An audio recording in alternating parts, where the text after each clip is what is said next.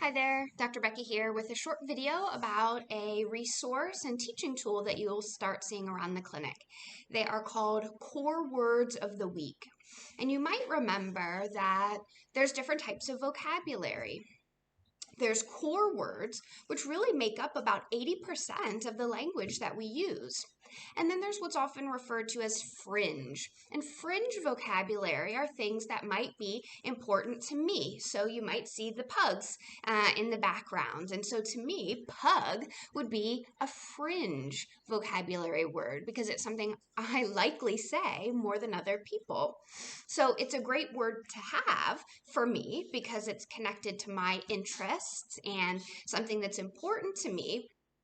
But having the word pug on Earth is not going to help me get my wants and needs met with a variety of people across a variety of areas.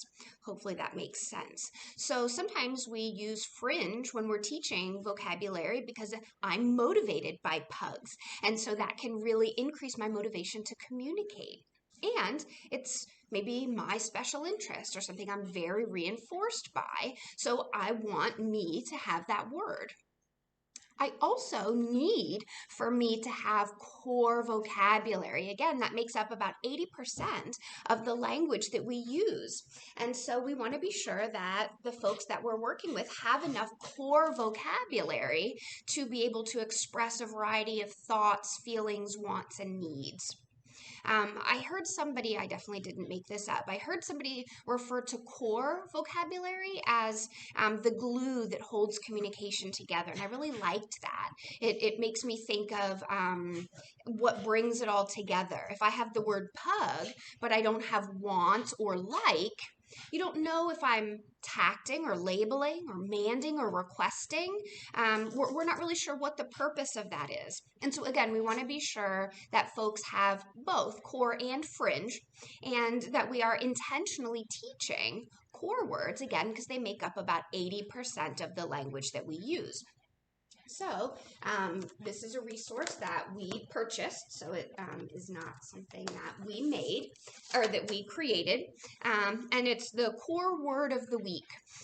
And what you might see is, or what you will see, is something posted that, so this example is in.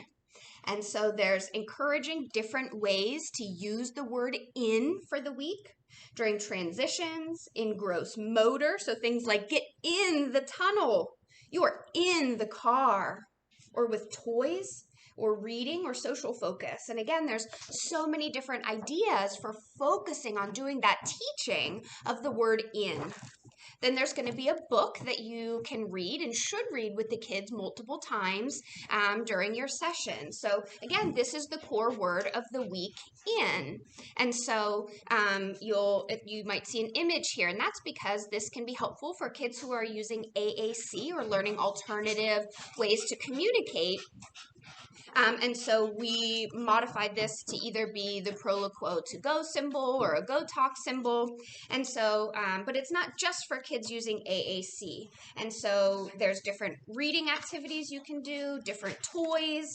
And so there's all sorts of different other activities here. There's a book here, an adapted reader. So put the cupcake in the box. So I'm going to pull the cupcake off and put it in the box. Again, building on that vocabulary of in, which is one of those core vocabulary words. You'll also see some other icons of in, and these will be stashed all around the clinic next to areas or items where you can, again, teach in. This is a core vocabulary word. It's really important to have this word so that we can talk about you want something in something, or to ask where something is. It's in something. And so again, it's a really important word that's a core vocabulary word that's used super frequently. So it doesn't mean that fringe, right, like pug, is not important. It means we need both. And then we have to really intentionally teach these core words because it will help really expand our ability to communicate. And we want to do that through intentional exposures and teaching. So this will be a resource that you'll see around the clinic. It will swap each week.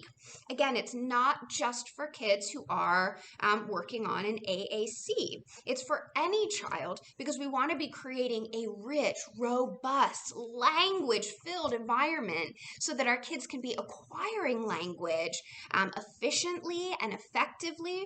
Because with the diagnosis of autism, one of the diagnostic criteria is impairments in social interaction and communication. So this instruction will intentionally target one of those core criteria, those core deficits related with autism spectrum disorder. I look forward to being able to provide this, and I hope that it's another tool that can help enrich our environment.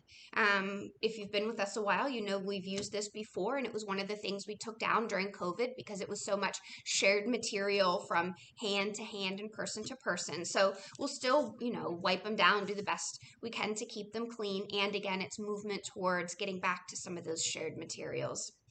Again, this is about the core word of the week that will help teach and practice that core vocabulary that's that glue that holds our communication together. And we have a variety of different tools that you'll see that we can use to do this. Thank you.